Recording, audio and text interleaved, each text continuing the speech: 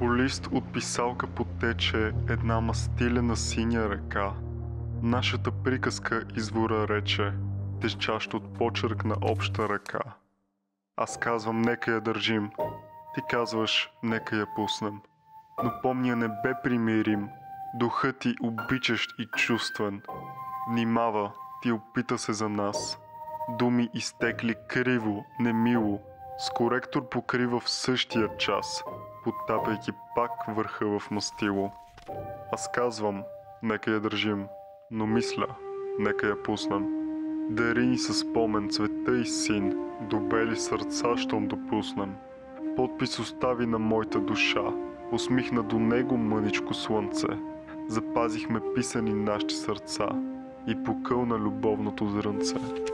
Аз казвам, нека я държим. Ти казваш, нека я държим.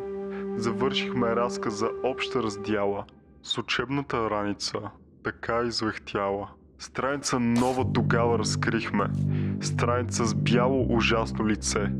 План за нея не го споделихме, сълза на листа преди петънце.